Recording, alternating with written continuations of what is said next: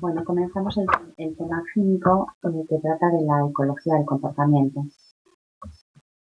Vamos a ver lo primero de todo que es la ecología del comportamiento.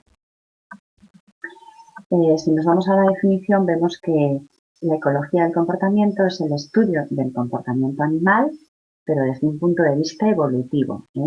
Es ver cómo las estrategias comportamentales adoptadas por los animales constituyen adaptaciones a su ambiente, han ido evolucionando, son adaptaciones a su ambiente particular, o realmente cómo la conducta afecta, influye o determina la actitud de los animales, actitud visto desde un punto de vista que ahora iremos viendo. Podríamos decir que estudia la ecología del comportamiento, cómo el comportamiento que tienen los animales, valorado el comportamiento con una conducta con rasgos fenotípicos, depende o varía en función del ambiente en que se desenvuelven. Y de esa forma valora si los comportamientos que se producen en determinados ambientes son adaptaciones que favorecen la actitud biológica de esos individuos. Esto último podríamos llegar a decir que es como que trata de estudiar si una especie en un ambiente concreto realiza comportamientos que favorecen la transmisión de alelos a sus descendientes, que eso es lo que llamamos actitud inclusiva. Vamos a partir de que la conducta es un fenómeno biológico y en biología todo tiene sentido a la luz de la evolución. Vale. Por eso el paradigma de la psicología tiene que ser el de la psicología evolucionista. El antecedente que teníamos era Darwin con su teoría de la evolución por selección natural. Y la ecología del comportamiento, pues es una estrategia evolucionista del estudio de la conducta. Fijaros qué forma más fácil de definirla. Estrategia evolucionista del estudio de la conducta. Bueno, ¿cómo podemos llegar a explicar el comportamiento o conducta como una variable biológica? Pues ahora vamos a ir viéndolo. Después de Darwin, tenemos a William James en Estados Unidos que planteó la necesidad de estudiar la mente y la conducta como procesos adaptativos y de ahí la importancia de los estudios del aprendizaje, valorando el aprendizaje como capacidad adaptativa. Si os dais cuenta, vemos aquí ya en William James una palabra que, bueno, que es aprendizaje. Vamos a ir viendo cómo es de importante para el enfoque que vamos a ir dando. Posteriormente, la psicología comparada surge en Estados Unidos. Un representante de ella es Weiderman, que lo que hace es poner de manifiesto que los procesos de aprendizaje son resultado de la evolución. Eso es lo que hace la psicología comparada. Enfoca o hace énfasis en los procesos de aprendizaje como resultado de la evolución. Y volvemos a tener esta palabra, aprendizaje, otra vez aquí ya marcada. Por otra parte, hay otra escuela o otro abordaje evolucionista también de la conducta que surge en Europa y es la etología. En la etología hace enfoque o hace hincapié en el instinto. ¿Por qué? Pues porque os vais a dar cuenta que es lógico que haga hincapié en el instinto porque la etología es el estudio de las conductas innatas en los animales valoradas además en su hábitat natural, con lo cual, valorado dentro de su hábitat natural, ahí sale lo innato y lo instintivo. Bueno, entonces para ellos el abordaje evolucionista de la conducta lo enfocan en el instinto. Esta palabra instinto tenía un cierto carácter peyorativo, por eso no era como muy bien vista en un principio. ¿Por qué? Pues porque la palabra instinto se había estudiado hasta ese momento dentro de la filosofía aristotélico-tomista cartesiana, y como tal no se valoraba como una ciencia positiva porque no se podía objetivar, observar, era como algo etéreo, ¿no? Entonces, claro, estos que eran más científicos, la palabra instinto no les parecía que fuera algo que diera pie a poder ser como un estudio de ciencia positiva, ¿no? Entonces, tenían un poquito, había un poquito como si fuera, pues eso, un cierto carácter peyorativo de la palabra. Pero bueno, vamos a ir viendo que no tiene nada que ver que no tiene nada que ver con ese concepto filosófico, ni mucho menos. Bueno, ambas teorías, la etología que surge en Europa y la psicología comparada que surge en Estados Unidos, aunque vemos que parten de enfoques en un principio distintos, uno sobre procesos de aprendizaje y otros sobre el instinto, al final se van a fundir en la ecología del comportamiento. Vamos a ir viendo estas diferencias, de dónde surgen, la formación que tienen los que se dedican a una y a otra, lo que estudian, dónde hacen énfasis, los métodos que utilizan. Y vamos a ver cómo la etología clásica surge en Europa. La formación de los que estudiaban y se dedicaban a esto era muy zoológica porque vais a ver que realmente estudian mucho todo el comportamiento animal, pero en su medio natural. Los sujetos del estudio van a ser pájaros, peces, insectos. El énfasis lo van a hacer en el instinto. Los métodos es la observación meticulosa con experimentos de campo, es decir, en el medio natural donde se mueven los animales, pero van a ser, va a ser observación y va a ser experimentación. Por otro lado, la psicología comparada surge en Estados Unidos. La formación de los que siguen esta corriente es una formación muy psicológica. Los sujetos de estudio van a ser ratas y palomas, que son animales que se van a poder estudiar más en laboratorio. El énfasis lo hacen en el aprendizaje y desarrollo de teorías de conducta, y los métodos pues van a ser experimentos de laboratorio, con lo cual, como experimentos de laboratorio, ellos van a hacer todo el trabajo observacional, con las variables, con el análisis estadístico, es decir, todo como muy aséptico, muy en laboratorio. Bueno, pues esas son las diferencias que hay entre la etología y la psicología comparada. Y como os digo, aunque la psicología comparada y la etología pueden haber tenido orígenes diferentes, hoy por hoy no puede decirse que difieran, ni por sus principios y postulados básicos, ni por sus métodos, ni por sus objetivos. Y la función de ambas es explicar la adaptación de estas conductas adaptativas.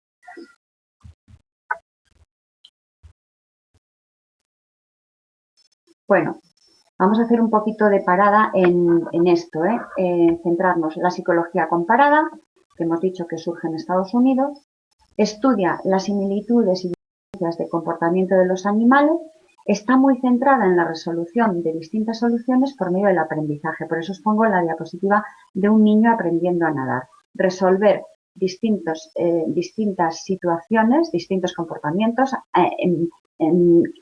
por medio de situaciones, o sea, resolver determinadas situaciones que se plantean por medio del aprendizaje, aprendizaje de conductas. En cambio, la etología es el estudio científico del comportamiento animal, pero entendiendo el comportamiento como un conjunto de actividades observables que el animal va a efectuar al relacionarse con el medio en el que vive, gracias a su sistema nervioso, y hacen hincapié en el instinto. Por eso os pongo aquí esta imagen, algo muy instintivo, es el reflejo de succión. Bueno, en el siglo XIX, con las teorías de Lamarck y las de Darwin, vemos que la evolución es un factor que hay que tener en cuenta a la hora de describir el comportamiento. No se puede describir si no se tiene en cuenta esto. Entonces, durante el siglo XX surgen estudios experimentales en dos escuelas. Hay fundamentales de estudios experimentales. Por un lado está la escuela conductista o americana y luego está la escuela innatista o europea. La escuela conductista o americana estudia cómo los animales resuelven situaciones por medio del aprendizaje en un ambiente artificial como es el del laboratorio. El conductismo echó mucha mano a la psicología comparada. ¿Por qué? Porque, como habéis visto, en la psicología comparada todos los estudios que se realizaban con animales se hacían en laboratorio y los conductistas en todo lo que ellos van estudiando sobre estímulo, respuesta, condicionamiento, todo van a echar mano de toda esa parte de estudio de laboratorio que hacía la psicología comparada. Y como os digo, igual que la psicología comparada, los conductistas también valoraban que se resolvían las situaciones de los animales por medio del aprendizaje. Y por otro lado estaba la escuela innatista europea, donde también se hacían muchos estudios experimentales centrados en el comportamiento de los animales, pero no en laboratorio, sino en su medio natural. Y esto es lo que es la etología. estudio del comportamiento de los animales en su medio natural. Bueno, pues si os dais cuenta tenemos ya como dos enfoques ahí muy claros, ¿no? Bueno, a partir de aquí, después de ver estos dos enfoques, nosotros vamos a seguir haciendo un enfoque de todo el estudio de esta teoría evolucionista de la conducta, que es la ecología del comportamiento, pero enfocándolo desde la etología clásica, esta que valora sobre todo al instinto. ¿Por qué? Pues porque tiene mucha más relación con la teoría evolucionista de la conducta. Entonces, los etólogos, como observan a los animales en su medio natural y valoran que muchas conductas son innatas, hablan de instinto. ¿Qué conductas innatas veían ellos? Pues veían que es innato la fabricación del nido por parte de las aves, que las conductas de cortejo son innatas, que la danza de las abejas es algo innato, no es algo que se va aprendiendo. La conducta, la danza de las abejas consiste en que cuando una abeja encuentra una zona donde pueden polinizar o ligar flores, inmediatamente vuelve al sitio donde están sus compañeras a informarles de dónde se encuentra ese lugar para que ellas vayan a hacer la libación de la flor, la polinización. Entonces, utilizan unos movimientos muy concretos para informar al resto de sus compañeras de a dónde tienen que ir a buscar esas flores. Esto no se aprendía, esto era innato. En cambio, los conductistas, ellos que hablan mucho de las conductas, para los conductistas todo es reflejo, aprendizaje. Bueno, los conductistas no dejaban valor a esto porque lógicamente ellos todo lo estudian en un laboratorio, no lo estudian en el medio natural, con lo cual ellos se perdían todo esto. Dentro de la etología hay dos autores significativos. Por un lado está Konrad Lorenz y por otro estaba Timber. Bueno, pues Konrad Lorenz decía que cualquier conducta instintiva no deja de ser un despliegue coordinado de reflejos ordenado secuencialmente y provocado por estímulos biológicamente significativos. Y, por ejemplo, nos pone de ejemplo la conducta de alimentación de las gaviotas. Las gaviotas van a alimentar a sus animales en cuanto ellas notan un reflejo que para ellos es fundamental, que es que la cría de la gaviota les picotea en el pico. El reflejo para ellos es fundamental, o sea, el estímulo biológicamente significativo para esa gaviota es el picoteo de la cría en el pico de ella. Ese es el estímulo biológico significativo. Y como consecuencia de ese estímulo, ellas despliegan una serie de reflejos que van a consistir en que inmediatamente, en cuanto notan ese picoteo, van a regurgitar la comida que llevan dentro de su buche, dentro de su aparato digestivo, para darles de comer a ellas. Entonces, esto Lorenz lo valora como pues eso, una conducta instintiva, viendo que es un despliegue coordinado de reflejos ordenados secuencialmente y provocado por estímulo biológicamente significativo, y lo llamó patrones conductuales típicos de especie, o el equivalente, instinto. Bueno, los etólogos piensan que algo tiene que ocurrir en el sistema nervioso que explica cuándo y cómo se despliegan estos patrones de conducta. Iremos viendo en otra diapositiva posterior que efectivamente en esto que os estoy explicando de la conducta de alimentación de las gaviotas, en el momento en que la gaviota percibe el picoteo del pico de las crías en su pico, ese es el estímulo biológicamente significativo para ellas que hace que regurgiten la comida y que les den inmediatamente el alimento. Con lo cual ahí vienen luego una serie de un despliegue coordinado de reflejos que van ordenados para llegar a la consecución del fin, que es alimentar a las crías. Bueno, esto estaba así, pero realmente los etólogos también se dan cuenta que hay patrones conductuales típicos de la especie que, aunque son innatos, pueden verse afectados por la experiencia. Esto por un lado. Y por otra parte, los teóricos o los que seguían la psicología comparada Y los conductistas, que aunque no son lo mismo, una cosa es la psicología comparada y otra es el conductismo, pero como os digo, el conductismo echó mucha mano de la psicología comparada y ambos hacen el enfoque en el aprendizaje, os lo relaciono, ¿vale? Bueno, pues por otra parte, ellos también vieron que el aprendizaje no siempre que existen estímulos adecuados se cumple. Es decir, con lo cual parece que se iban, como si dijéramos, acercando un poco las dos posturas. Y por esto, precisamente, los de la escuela conductista vieron que no siempre se cumplían esas leyes que había del estímulo, o sea, del condicionamiento pavloviano, de Pavlov, de que un estímulo determinado unido a otro va a dar una respuesta. Bueno, muchas veces, sobre todo, ¿quién se dio cuenta de esto? Pues se dio cuenta de esto después de una serie de estudios, un señor que se llama John García, en el libro os lo dice, que estudiando todo este condicionamiento de tipo pavloviano, pues vio que a veces había estímulos en los cuales la respuesta tardaba mucho, es decir, que el aprendizaje no siempre que existe el estímulo adecuado se cumple. Entonces esto hizo que se llegara un poco como a un punto intermedio entre estas dos corrientes. Por ambas cosas, por estos reconocimientos que tanto los etólogos como los de la psicología comparada hicieron, vamos a hablar de lo que es la impronta, porque la impronta, que es el paradigma al que nos vamos a referir, es un aprendizaje muy facilitado y limitado a un tiempo breve.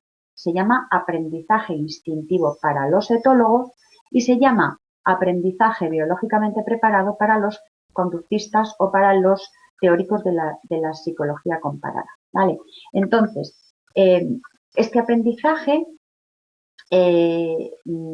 como os dais cuenta, en los etólogos entra ya la palabra aprendizaje instintivo, y en los conductistas o en los que siguen la psicología comparada hablan de aprendizaje, sí, biológicamente preparado, con lo cual ahí parece que están metiendo ya un poco lo que corresponde al instinto. Bueno, pues por ejemplo, lo que vamos a ver en esto de la impronta, un ejemplo de impronta, para que veáis cómo es adecuado esto a lo que llegaron ambos, un ejemplo de impronta es lo que ocurre con las crías de aves que tienen que aprender a reconocer a su madre nada más nacer para seguirla y poder sobrevivir. Bueno, pues estos patitos siguen al sujeto que está más próximo a ellos nada más abrir el huevo y que se está moviendo. Lo normal es que sea la madre, con lo cual, como ellos van a seguir a lo que se está moviendo y en ese momento quien se mueve es quien más cerca está de ellos, que es la madre, ellos van a seguir a la madre. Eso ocurre en un tiempo, es un tiempo limitado, muy limitado, y es un aprendizaje facilitado, que viene ya facilitado por la naturaleza. Con lo cual, llegamos a eso que se llama aprendizaje instintivo. Estas crías de pato, si no estuviera la madre y no fuera la madre la que se está moviendo, podían seguir a otro objeto que se mueve. ¿Por qué? Pues porque está ocurriendo en ese momento importantísimo que es en ese tiempo breve nada más nacer. Pero bueno, con lo cual podrían estar siguiendo, en vez de a su madre, podrían seguir a otro objeto que se estuviera moviendo. Entonces, una vez que pasa ese tiempo limitado, luego ya no les va a hacer falta seguir a quien se muevan, ya lo iremos viendo en otro momento del tema. Bueno, lo que quiero daros a entender es que eso es la impronta. La impronta es un aprendizaje muy facilitado y limitado a un tiempo muy breve. Aprendizaje muy facilitado, pues porque los patitos, las crías de patito, vienen de nacimiento, biológicamente ya vienen con ese instinto aprendido de alguna manera, y limitado en un tiempo porque en cuanto pasa ese tiempo ya no necesitan eso que la biología les había aportado. Eso es la impronta. Bueno, la etología clásica, como os dije, tiene dos autores. Por un lado está Konrad Lorenz y por otro Tinbergen. Tinbergen habla de que la etología es la biología de la conducta. Tinbergen, para la explicación biológica de la conducta, para él tiene que tener tiene que responder a 4 cuestiones. Las cuestiones son: ¿cuáles son los mecanismos que explican la conducta? Que él lo llama causación. o causas, cómo se desarrolla una conducta, ontogenia y desarrollo están relacionados, cómo la conducta favorece la supervivencia de un individuo o de sus descendientes, es decir, qué función hace, y cuál es la historia filogenética de un patrón conductual, evolución. Dentro de las causas próximas de la conducta vamos a ver bueno, una cosa muy concreta que son las pautas de acción fija. ¿Qué es una pauta de acción fija? Bueno, pues es una conducta estereotipada, quiero decir refleja, compleja porque es una secuencia ordenada de reflejos, exhibida por todos los miembros de la especie, es decir, típica de la especie, provocada por un estímulo muy específico que es un desencadenador innato. Autoinhibida significa que el hecho de que se despliegue una vez hace que sea más difícil provocarla una segunda vez. Autorregulada quiere decir que cuando comienza la secuencia de reflejos llega a su fin, es independiente de la experiencia porque es innata, no se ha aprendido, es innata, y suele tener un carácter consumatorio, satisfacen la motivación lo provoca. Y tiene una base genética. Y dentro de una pauta de acción fija, si os dais cuenta, vemos cosas aquí que ya hemos estado viendo. Dice, estereotipada, refleja, exhibida por todos los miembros, secuencia ordenada de reflejos, secuencia ordenada, exhibida por todos los miembros de la especie, provocando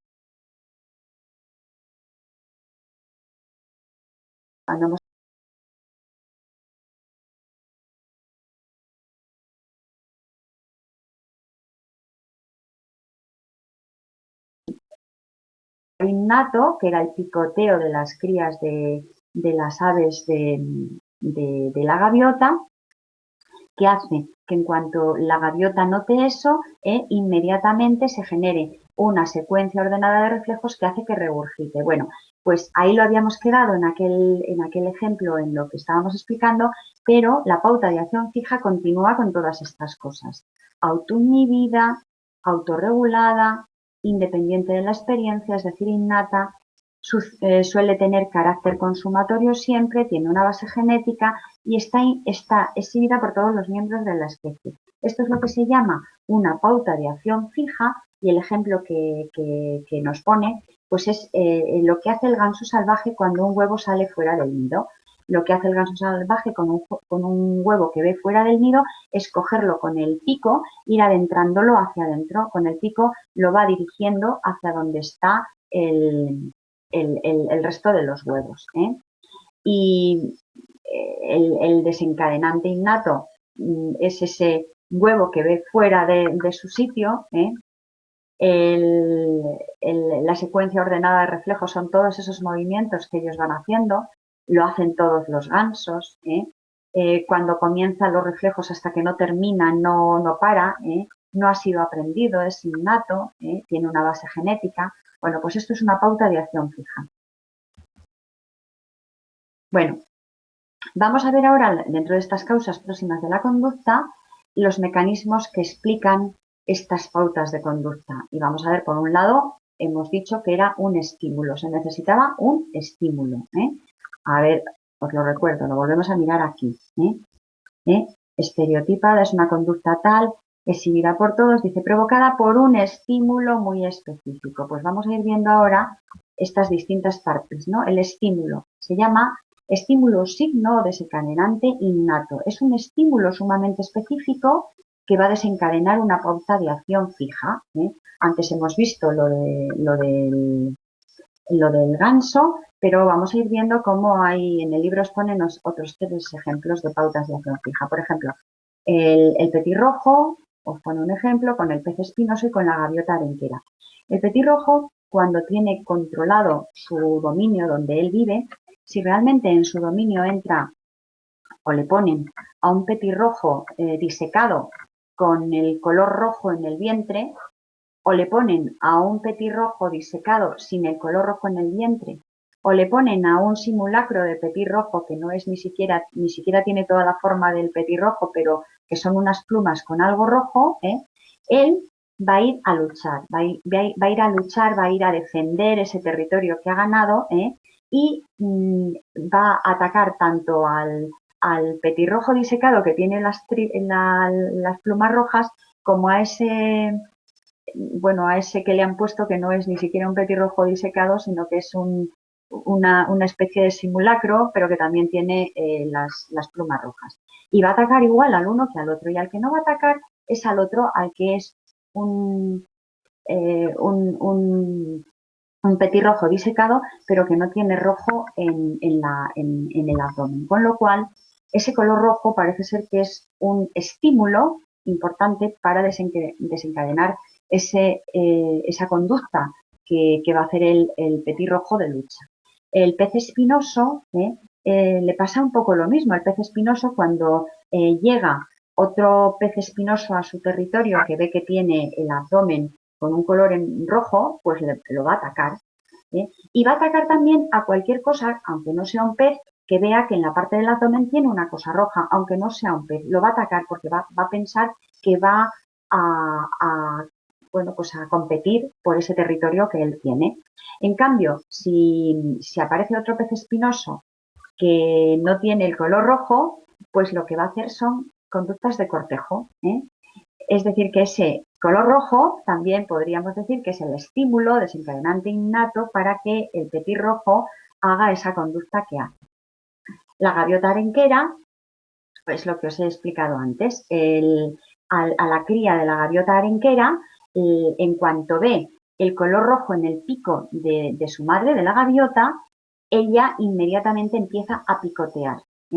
Y entonces se produce ya esa salida de alimento por parte de la gaviota, de regurgitar y darle alimento. Pero el estímulo es ese color rojo también que tiene en el pico ella, ¿no? Bueno, entonces aquí lo que nos estamos dando cuenta es que efectivamente hay estímulos signos o desencadenantes innatos que van a iniciar la posibilidad de ejecutar una pauta de acción fija. Y la prueba más evidente de la existencia de estos estímulos desencadenantes innatos es ver cómo estímulos supernormales evocan respuestas todavía más intensas y frecuentes que los que son reales, que los estímulos reales. Es lo que os he dicho. El pez espinoso, cuando ve en su territorio una cosa que tiene el vientre muy rojo y muy hinchado, pues va a atacarle pensando que es otro pez espinoso que quiere compartir su zona, ¿no? Bueno, los huevos del cuco y la alimentación de las crías por otros es lo mismo. El cuco, las crías del cuco empiezan a abrir el pico y el exceso de apertura del pico de la cría hace que quien esté ahí, el macho, vamos, o la hembra que esté ahí al cuidado de ellos, aunque no sean sus crías, el hecho de que ellas tengan el pico sumamente abierto es un estímulo para que las empiecen a alimentar. Entonces, estos estímulos súper normales, que lo que van a generar son respuestas mucho más intensas y más frecuentes que los realistas, son los que nos hacen comprobar que realmente existen esos estímulos desencadenantes innatos. Bueno, pues ese es el estímulo y vamos a ver qué ocurre, porque algo tiene que ocurrir para que se produzca la conducta. Entonces, bueno, deciros que la respuesta a estímulos supernormales, como este que hemos visto del pez espinoso, no es adaptativa, no favorece el éxito reproductivo de quien responde a ellas, porque como os dais cuenta, pues resulta que no tiene consecución a una actitud biológica. Bueno, vamos a estudiar ahora el organismo. Entre la conexión entre el estímulo desencadenante innato y la pauta de acción fija, tiene entre esas dos cosas, entre lo que estimula y la ejecución, es decir, el acto en sí, tiene que haber algo que esté entre medias de las dos. Y ese algo es el mecanismo desencadenador innato, que no es nada más que el organismo. Estímulo, respuesta sería la pauta de acción fija, el estímulo sería el estímulo desencadenante innato y entre medias estaría el organismo. Estímulo, organismo, respuesta, pues aquí el estímulo sería el EDI, el estímulo desencadenante innato. La respuesta sería la pauta de acción fija y el MDI, el mecanismo desencadenador innato, que será el organismo. Y vamos a ver cómo El mecanismo desencadenador innato es un conjunto de mecanismos fisiológicos que van a procesar la estimulación, ese mensaje de estimulación que llega, y van a coordinar los movimientos de respuesta que van a dar lugar a la pauta de acción fija. Es decir, tiene que haber entre el estímulo que llega y la pauta, es decir, la respuesta, pues un organismo que actúe. Aquí, si os dais cuenta, esta cría de gaviota ve el color rojo, aquí os lo pongo, esta cría de gaviota está viendo el color rojo del pico del pato. Bien, pues este color rojo del pico del pato es un estímulo que le entra por la vista, un estímulo sensorial óptico, que hace que aquí, una vez que llega ese estímulo captado por la vista, llega hasta el sistema nervioso y va a dar esa respuesta de picoteo sobre el pico de la gaviota, de empezar a picotear el pico de ella. ¿Vale? Entonces, el mecanismo desencadenador innato son ese conjunto de mecanismos fisiológicos que van a procesar toda esa estimulación que llega por el estímulo signo o desencadenador innato y que como consecuencia de este proceso de estimulación, va a dar una respuesta que constituye la pauta de acción fija. Bueno, entonces, son circuitos neuronales o neurales específicos capaces de poner en marcha movimientos cada vez que ven o cada vez que se ven afectados por el estímulo desencadenante innato, por el que sea, por el correspondiente. Y cada pauta de acción fija con su estímulo desencadenante innato tiene su propio circuito. Todo esto, ¿quién lo va a estudiar? ¿Quién va a estudiar esta parte del organismo, esta parte de estos mecanismos desencadenadores innatos, que no son nada más que mecanismos fisiológicos que procesan la estimulación y van a generar una serie de movimientos? Pues lo estudia la neuroetología.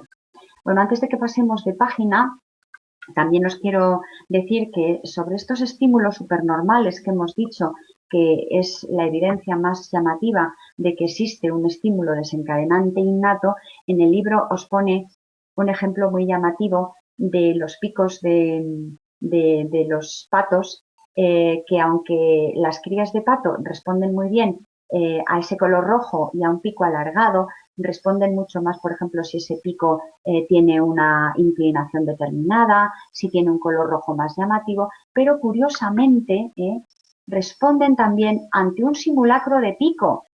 Un simulacro de pico, que no es un pico de verdad, es un simulacro, si tiene ese color rojo, esa inclinación y es alargado, empiezan también a picotearlo.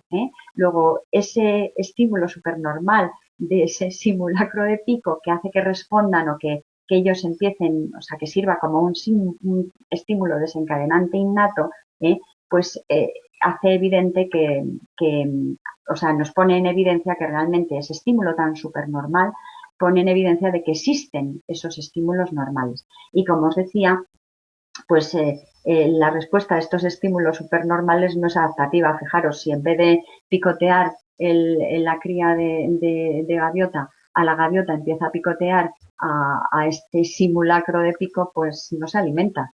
Bueno, nos habíamos quedado en esto, que la neuroetología es esta ciencia que va a estudiar todos estos circuitos neurales específicos capaces de poner en marcha movimientos cada vez que se ven afectados por el estímulo desencadenante innato correspondiente y que cada pauta de acción fija va a tener su estímulo desencadenante innato propio con su circuito. Bueno, pues una vez que vemos esto, vamos a ver que la neuroetología es una disciplina que se va a dedicar a averiguar cómo son y cómo funcionan los circuitos neuronales que subyacen en esas pautas de acción fija y el efecto sobre la conducta de los estímulos signos o estímulos desencadenantes innatos. Entonces, es como si dijéramos que va a estudiar toda la parte del sistema nervioso, con su parte externa sensorial, con su parte externa efectora. Entonces, en la neuroetología, ¿qué vamos a ver? Pues vamos o sea, se va a estudiar, se van a analizar las vías que conducen la sensibilidad a los estímulos. Hay un estímulo sensorial, como hemos visto en el pico de la gaviota, que entra por los sentidos, entra por la vista. Ese estímulo, ese sentido que está ahí actuando va a pasar una información a los nervios. Son nervios aferentes, nervios que van a subir la información al sistema nervioso central. Entonces, los mecanismos por los cuales el estímulo va a llegar al sistema nervioso central va a ser ese sistema de nervios, de esas vías aferentes. Entonces, una vez que llega la información al sistema nervioso central, se tiene que procesar esa información que ha llegado desde el órgano sensorial, por esas vías aferentes que son nervios, ahora se está integrando o procesando en el sistema nervioso y ahí se va a generar dentro del organismo una serie de cambios fisiológicos que van a dar lugar a una pauta, a una forma de reaccionar ante el estímulo. Bueno, pues todo esto, todo se estudia en neuroetología. Dice, como ejemplo de una pauta de acción fija, conducta propia de especie, es la adopción de la postura lordótica de la rata hembra, cuando está en fase estro. Fase estro es en fase de estrógenos.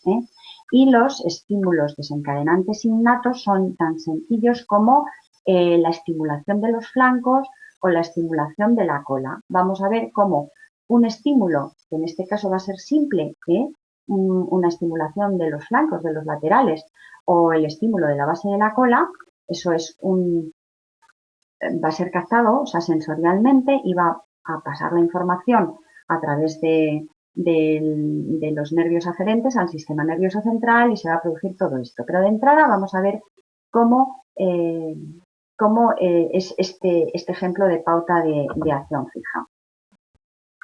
Bueno, pues, por ejemplo, si esa sensibilidad de los flancos está alterada porque los nervios que van a llevar la información, esos nervios aferentes que tienen que llevar la información sensorial al sistema nervioso central, están lesionados, pues lógicamente esas zonas, por muy estimuladas que estén, no van a responder a ese estímulo, no van a responder si realmente los nervios están alterados. Bueno, por ejemplo, si sabemos que los estrógenos, por eso ocurre más en la fase estrogénica, en la fase estro, porque los estrógenos aumentan la sensibilidad de esos mecanorreceptores que son los que van a recibir ese estímulo sensorial. Los estrógenos hacen que los mecanorreceptores que estén en los flancos y en la base de la cola estén más sensibles, de tal manera que en cuanto se toca un poquito los flancos o la base de la cola, en esa fase estrogénica, esa supersensibilidad que ellas tienen hace que ese estímulo sensorial pase inmediatamente por esos nervios aferentes y llegue al sistema nervioso. En el sistema nervioso se procesa esa información, se generan una serie de cambios en el organismo y se genera una respuesta eferente que lleva a ese movimiento que ellas hacen de colocarse en lordosis. Entonces vamos a ver cómo en el encéfalo, una vez que ha llegado toda esa información del estímulo que ha llegado por esas vías aferentes, va a captarla, el sistema nervioso la va a integrar. ¿Qué estructuras? Bueno, pues el área preóptica, el sistema límbico, zonas del hipotálamo, de la hipófisis, también zonas de ese encéfalo, es decir, van a actuar una serie de estructuras del sistema nervioso central que van a procesar toda esa información y van a generar un estado interno que va a su vez a provocar una respuesta efectora. Esa respuesta efectora va a bajar esa información de esa respuesta por las vías descendentes que van a llevar la información a los músculos, con lo cual los músculos empiezan a mover y se produce la lordosis. Entonces tenemos el estímulo que llega a los flancos, un estímulo, o a la base de la cola. Muy sensibilizada en la fase estrogénica de la rata. En cuanto llega esta información de esta zona, bueno, pues por medio de unas vías va a llegar ¿a dónde? Pues al sistema nervioso central. Una vez que está en el sistema nervioso central, se va a procesar toda esta información aquí en el encéfalo, en determinadas estructuras. Se va a producir una serie de cambios internos en el organismo que van a dar una respuesta efectora. Esa respuesta efectora va a bajar por unas vías eferentes que van a dar lugar a que se muevan los músculos y se adopte esa postura de lordosis propia de la copulación de la rata hembra. Entonces, dice, ¿cuál será el mecanismo desencadenador innato que da esa respuesta? Bueno, pues el mecanismo desencadenador innato es todo este organismo, todo este sistema nervioso que capta la información por medio de sistemas sensoriales, que la va a llevar por medio de las vías nerviosas aferentes, por medio de nervios, que va a llegar al sistema nervioso central, que va a ser procesada dentro del sistema nervioso y que va a dar una respuesta efectora. Ese es el mecanismo desencadenador innato que está entre el estímulo y la pauta de acción fija. Bueno, pero, es decir, son, como hemos visto, bueno, factores sensoriales, factores hormonales y mecanismos nerviosos que van a regular la respuesta. Entonces, podemos pensar que siempre que haya un estímulo desencadenante innato que funcione adecuadamente el mecanismo desencadenador innato, se va a producir una pauta de acción fija. Pero vamos a ver cómo hay otras dos cosas que también van a intervenir, que son la motivación y las emociones. Es decir, si un estímulo, un mismo estímulo, no produce la misma respuesta en dos momentos distintos, es porque algo está ocurriendo en el estado interno de ese organismo. Es decir, algo está ocurriendo. Si eso que está ocurriendo es un cambio interno producido, vamos a pensar, por ejemplo, que en vez de ocurrir, que en vez de estar la rata en fase estro, no está en fase estrogénica, es decir, se ha producido el estímulo el mismo, que es el tocar los flancos, el estimular la base, pero la rata no está en fase estrogénica, haya habido un cambio del estado interno de ese organismo, es que ya no tiene estrógenos en las cantidades que tenía. Bueno, pues si ese cambio interno es temporal y es reversible, constituyen la base biológica de lo que se conoce como motivación. Lógicamente, la rata hembra va a estar más motivada cuando tenga ese estado interno adecuado, cuando tenga esos estrógenos ahí en niveles elevados, que va a hacer que sea mucho más sensible a esos estímulos. Entonces, cuando hay una motivación adecuada, lógicamente la pauta de acción fija, si todo lo demás funciona adecuadamente, se va a producir, pero si falta esa motivación, puede no producirse. Y esta falta de motivación puede ser por algo que ocurre de forma temporal y reversible, como es el estar en una fase estrogénica o no estarlo, pero también pueden ser, pues yo qué sé, falta de sueño, fatiga, tener hambre. Todas estas cosas van a explicar también la relación variable entre estímulos y respuestas. Hay estados también motivacionales, como son estos, que van a alterar las percepciones, con lo cual no están esos mecanorreceptores que habíamos visto que estaban tan sensibles en esa fase estrogénica. Si nosotros tenemos hambre, sueño, fatiga, todo esto, pues no van a estar tan sensibilizados para captar ese toque de la base de la cola y no van a responder de la misma manera. También pueden funcionar tanto en positivo como al contrario, es decir, los estados motivacionales alteran las percepciones. Si tienes hambre, pues a lo mejor no vas a percibir el estímulo que llega adecuadamente, si estás cansado lo mismo, pero también ocurre que se ha visto que, por ejemplo, las mamás cuando están criando a sus bebés, pues están tan motivadas que su sentido está, como si dijéramos, súper estimulado, de tal manera que aunque el bebé no llore, que simplemente se mueva, ella ya lo nota. Luego esos estados motivacionales van a hacer que las percepciones sean captadas mejor o peor. Entonces, por un lado tenemos que la motivación va a intervenir en esta pauta de acción fija y que puede ser una motivación temporal y de forma reversible, como hemos visto esto que ocurre de cuando no hay estrógenos o cuando hay hambre o cuando hay cansancio, pero también pueden ser cambios no reversibles. Estos cambios no reversibles de la motivación pueden responder a procesos genéticos, alteraciones genéticas, ontogenéticos, es decir, por envejecimiento, tal, o de aprendizaje. Entonces hay unas motivaciones que pueden ser de tipo reversible y otras de tipo irreversible. Pero no está todo dicho con que haya una motivación adecuada. También hay mucha relación con los procesos emocionales, es decir, En estas pautas de acción fija, en las cuales hay un estímulo, hay un mecanismo que va a dar lugar a la pauta de acción fija, hemos dicho que hacían falta también la motivación adecuada y la emoción. Vamos a ver en qué forma los procesos emocionales también intervienen.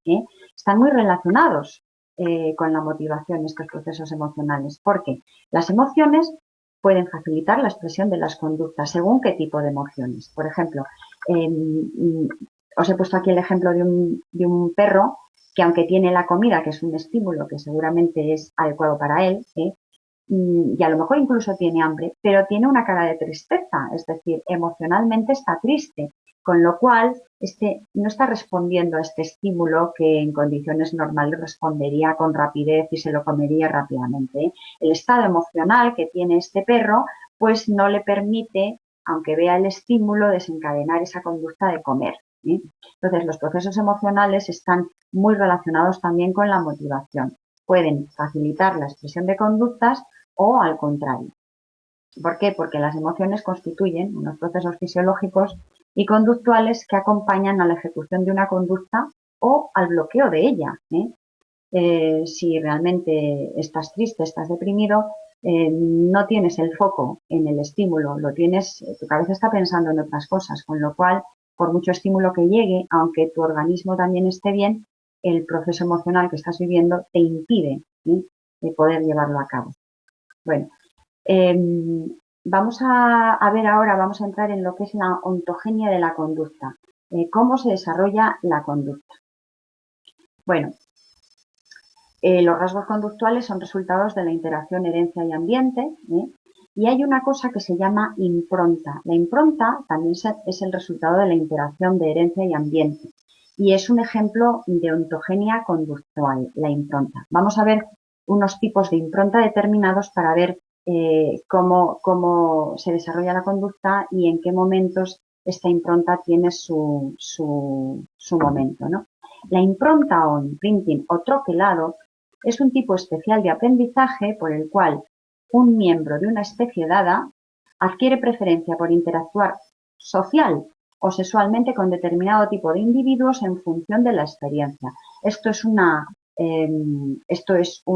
teoría de Lorenz, uno de Konrad Lorenz, y nos habla, lo primero, aprendizaje por el cual un miembro de una especie adquiere preferencia por interactuar social o sexualmente con determinado tipo de individuos en función de la experiencia.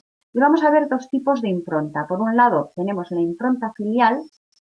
La impronta filial, el ejemplo que tenemos es el de los polluelos de pato recién salidos del cascarón que siguen a cualquier cosa que se mueve a su alrededor, y que pasado un tiempo ya solo siguen a ese objeto, no a otros que se muevan.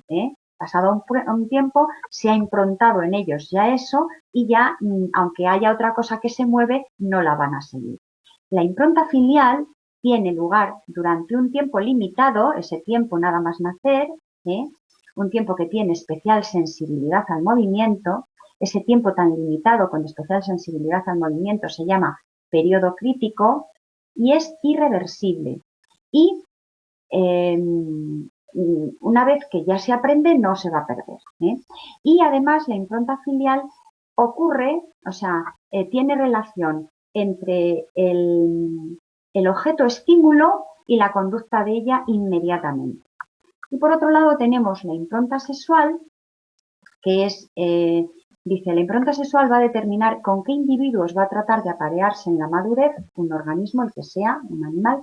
Es una impronta especial, ¿por qué? Porque aparece muy temprano, aparece antes de que se vaya a ejecutar su efecto.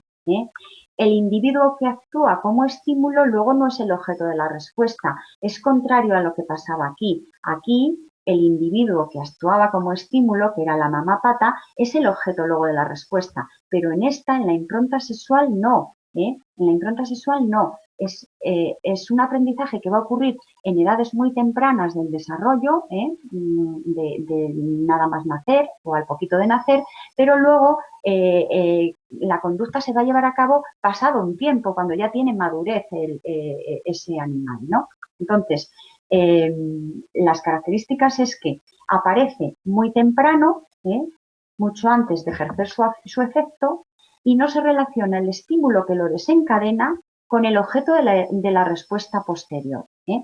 Puede determinar, por ejemplo, aparearse con individuos de otra especie o de la misma especie, pero con un fenotipo particular, que a esto se le llama apareamiento selectivo. Y en el libro os pone que esto se ha visto, por ejemplo, con animales, por ejemplo, crías de determinadas aves, que nacen, pero que nada más nacer son adoptadas por aves de otra familia, de otro tipo, de otra especie. Entonces, cuando luego ellas son mayores, se van a aparear sexualmente no con los miembros de su misma especie, sino con los de la especie que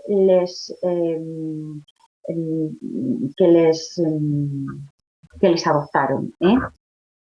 Y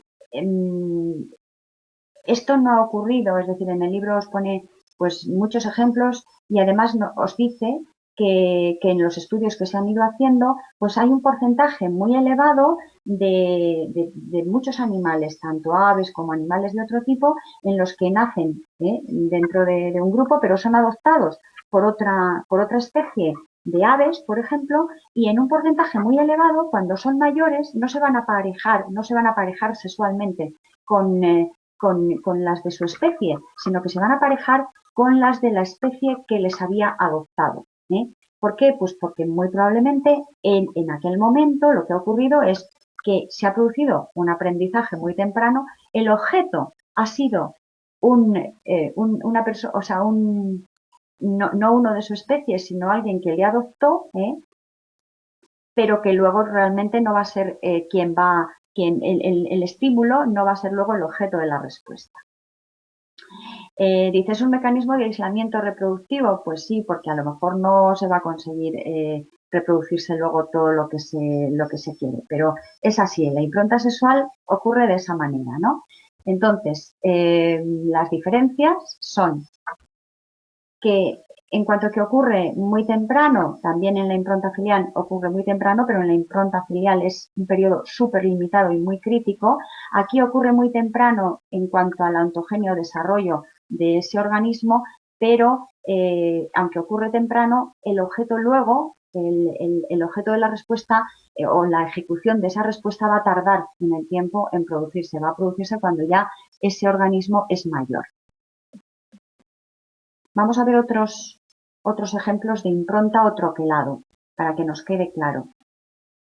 Otro ejemplo de ontogenia conductual y de troquelado o de impronta, dice, es el canto de los pájaros. En general, y aunque hay diferencias, en general se aprende, los pájaros aprenden a cantar en un periodo crítico, y una vez que han aprendido, es para que veáis el ejemplo de lo que es la impronta, una vez que lo han aprendido ya es irreversible. Es decir, lo han aprendido, es irreversible y cuando ya es irreversible se dice que el patrón de canto ha cristalizado. Y ya, una vez que ha cristalizado, ocurra lo que ocurra después, aunque luego pierda la audición, aunque se alteren una serie de cosas, ya no lo pierden. Una vez que ha cristalizado, ya no se altera. Ha quedado ahí improntado, marcado. Y otro ejemplo es la conducta sexual de la rata. La conducta sexual de la rata, bien sea hembra o bien sea macho, vamos a ver aquí la importancia que tiene para esa impronta sexual que os estaba explicando. Bueno, para que tenga un comportamiento bien de hembra o de macho, bueno, hay unos factores genéticos que van a determinar la conducta, pero esos factores genéticos tienen que interaccionar con los factores ambientales de tal forma que para que la conducta, cuando sea la conducta sexual del adulto, sea la correspondiente a la que corresponde a su sexo genético, no va a depender solamente de que sea hembra XX o macho XY. Vamos a ir viendo cómo hay cosas que se necesita para que realmente ella haga un aprendizaje en un tiempo determinado para dar luego una respuesta sexual en el momento que corresponda. Dice, la conducta sexual masculina necesita células germinales que se diferencien adecuadamente como testículos. Que en estos testículos se produzcan suficiente cantidad de testosterona en una fase temprana en un periodo concreto. No es ese periodo tan crítico nada más nacer de las aves, pero sí que es también en una fase temprana del desarrollo de la rata, en un periodo concreto, y que esa testosterona sea captada en ciertas estructuras cerebrales para diferenciarse a nivel cerebral también ese patrón de conducta macho. O sea, que se necesita en un periodo de la ontogenia, del desarrollo de la rata, que haya una serie de cosas para que luego ella, en el momento de tener un comportamiento sexual, actúe como lo que genéticamente es. Y esas cosas son, primero, células germinales que se diferencien en testículos, que los testículos produzcan testosterona en esa fase temprana del desarrollo, que esa testosterona sea captada por ciertas estructuras cerebrales para que se madure ese cerebro con un patrón de comportamiento macho.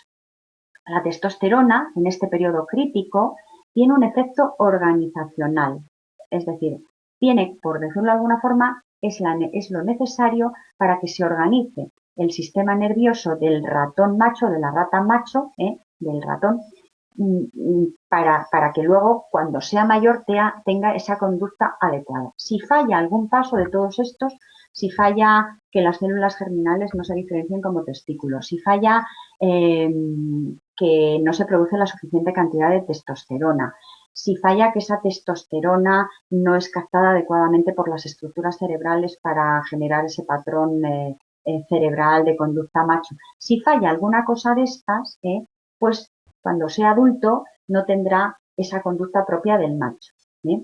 La adecuada diferenciación sexual del cerebro, las hormonas sexuales, bien sea testosterona, bien estrógenos y la pareja sexual. Es decir, que tiene la testosterona en este periodo crítico, tiene ese efecto organizacional y se necesita todo esto para que realmente esa organización sea adecuada. Adecuada diferenciación sexual del cerebro, hormonas sexuales adecuadas y pareja sexual luego adecuada. Entonces, las hormonas gonadales, una vez ya que ha pasado este periodo de crítico de este aprendizaje, por decirlo de alguna forma, porque no deja de ser un aprendizaje, cuando luego ya son mayores, es decir, cuando llega ya el momento en el cual hay un periodo reproductivo y hay un aparejamiento y un emparejamiento sexual, ahí ya esas hormonas no van a tener ese carácter organizacional que han tenido en ese periodo crítico. Una vez que ya se ha madurado en otra etapa del desarrollo, el efecto que van a tener es activar por medio de estímulos, como veíamos que los estrógenos estimulaban o activaban esa pauta de acción fija de la rata. Entonces, estas hormonas en ese periodo crítico tienen un efecto organizacional para generar toda esta organización adecuada y cuando ya tienen la fase madura en la cual tienen que llevar a cabo el comportamiento sexual, las hormonas van a actuar como activadoras, activacionales. Bueno, creo que con esto ya puede quedar claro, ¿no? Bueno, vamos a entrar ahora en lo que es la sociobiología, la psicología evolucionista y el adaptacionismo. ¿Cuál es la relación entre la conducta y la adaptación? La adaptación valorada como una actitud inclusiva. ¿Y cómo afecta la conducta a la supervivencia de la especie? Entonces, todo esto lo vamos a ir viendo. Dice, toda conducta, para ser adaptativa, debe mejorar las posibilidades de que el individuo de la especie transmita sus genes a la descendencia. Esto es lo que se llama actitud biológica. Esto es lo que se pretende siempre, que tomemos una conducta que sea la suficiente, que esté adaptada y que sea la más adecuada para poder transmitir los genes a la descendencia. Y eso es lo que se llama actitud biológica. Esta actitud biológica incluye tanto los genes que un individuo pasa a sus hijos, que eso se llama actitud directa, como los genes que se transmiten a través de individuos con los que está emparentado genéticamente, es decir, con familiares. Y eso se llama actitud indirecta. La actitud inclusiva es la suma de las dos, tanto de la actitud directa, que es el paso de genes del progenitor a su descendencia, como de la actitud indirecta, y es permitir que otros de su parentela, de su familia, puedan también transmitir. Esta distinción es la que hace que desde el punto de vista sociobiológico se expliquen fenómenos como es el altruismo reproductivo, esta distinción entre actitud directa y actitud indirecta. Cualquier conducta que favorece la reproducción de un congénere en detrimento de la propia reproducción es un altruismo reproductivo. Es decir, yo cuando estoy haciendo un altruismo reproductivo, estoy haciendo un altruismo reproductivo cuando, si yo por cualquier razón no puedo concebir a un hijo, permito que lo conciba una hermana mía. Entonces, de alguna forma, yo no transmito mis propios genes a mi descendencia, pero permito que sean genes de la familia los que sí que se sigan transmitiendo a la descendencia.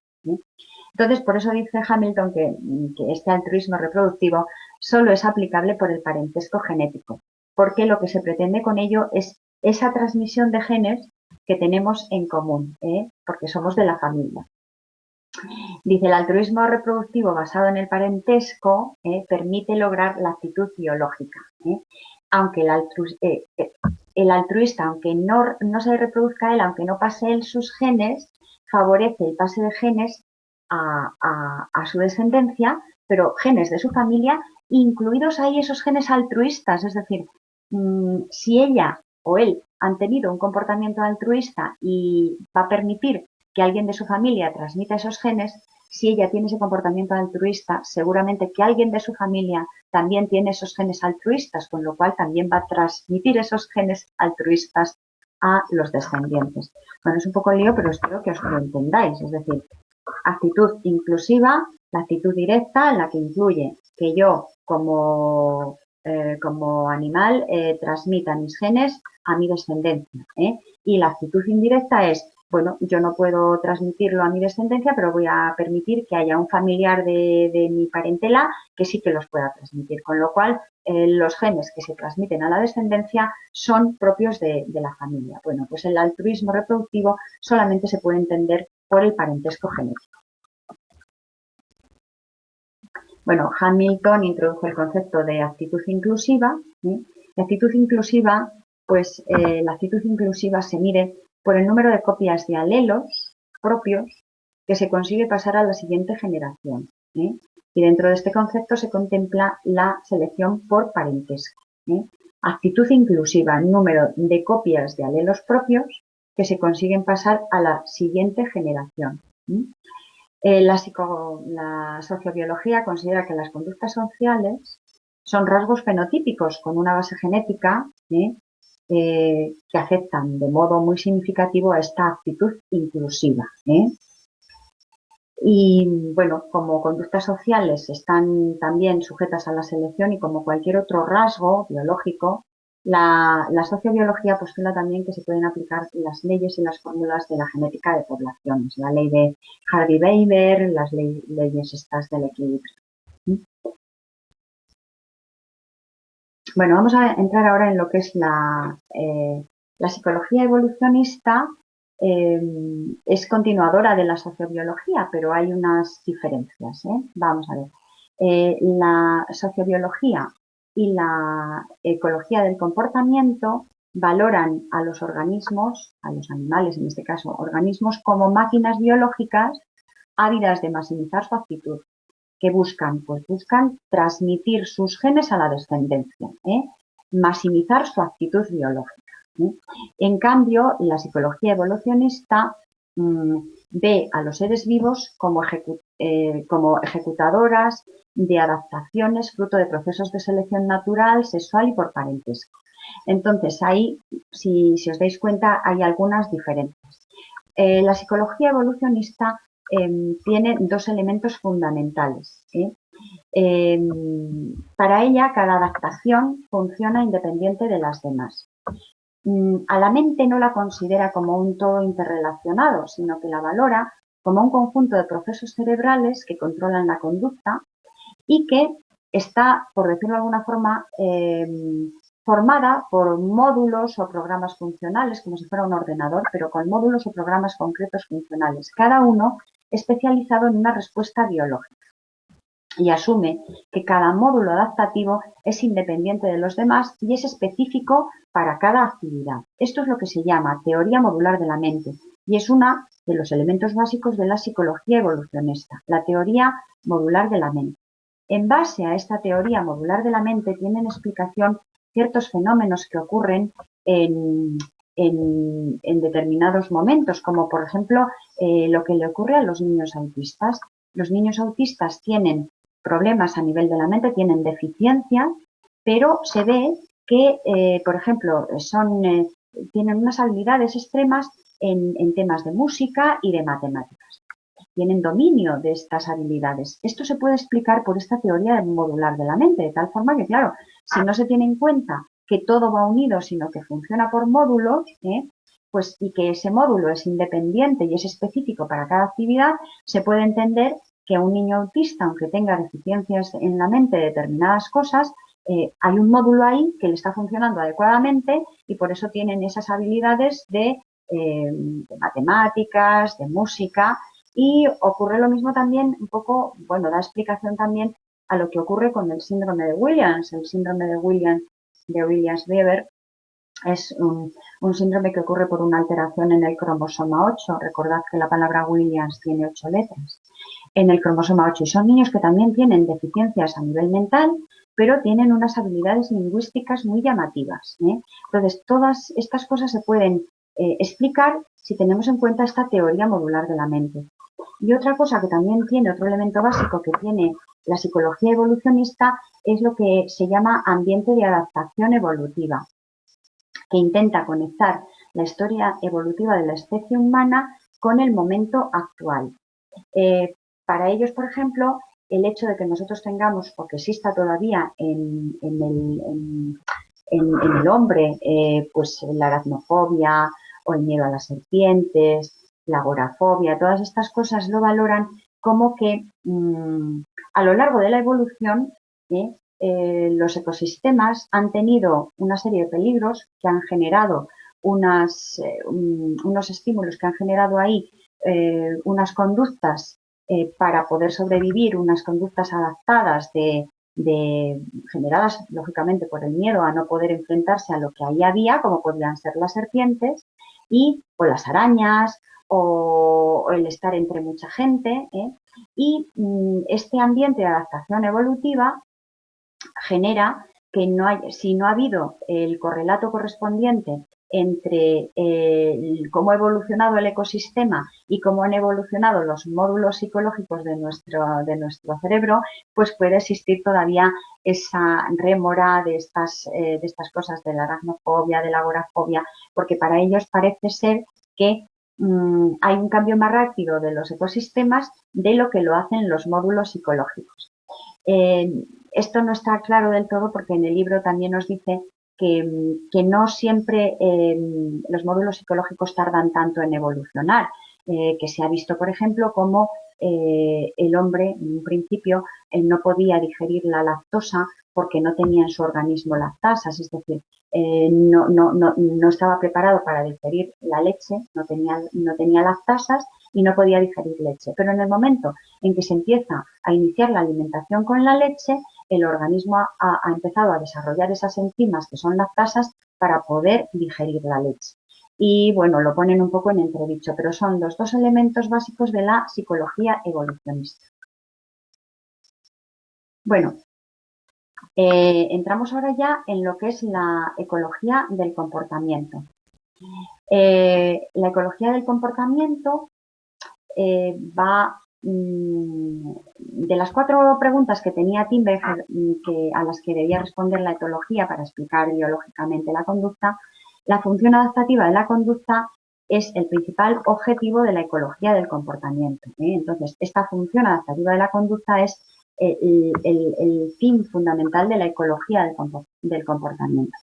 Entonces, la ecología del comportamiento podemos decir que es rama de la biología evolucionista que tiene por objeto ver si es cierto que la conducta de los animales está relacionada con la maximización de la actitud inclusiva. Es decir, si la conducta busca maximizar su supervivencia y su capacidad para transmitir una copia de los alelos de sus genes a la siguiente generación, que eso es lo que habíamos visto que era la actitud inclusiva. Bueno, toda conducta es un conjunto de rasgos fenotípicos diseñados por la selección natural. Estos rasgos conductuales son adaptaciones que pueden tener más o menos plasticidad en función de qué, en función de las circunstancias. A ver, una conducta como es, por ejemplo, que un perro y un gato estén ahí como amigos, no sería lo más lógico, pero ahí hay una plasticidad que se ha ido adaptando. ¿Por qué? Pues porque conviviendo los dos, pues resulta que lo que en un principio parecía que no se podía producir, se produce. Entonces, aquí vemos como ese rasgo conductual se ha generado, se ha adaptado, ha tenido esa plasticidad adecuada en función de las circunstancias que esté viviendo. Y también vemos cómo, bueno, pues ante falta de recursos alimenticios o de supervivencia o necesarios para la supervivencia, pues los animales a veces tienen unas estrategias conductuales que son adoptadas en función de esa circunstancia, de esa falta de alimento, y les llevan, pues eso, a luchas, a enfrentamientos. Cuando los recursos naturales son escasos, pues entonces a veces compiten entre sí, algo que no debería de ocurrir, que no sería lo lógico, pero que está en función de esas circunstancias que están viviendo.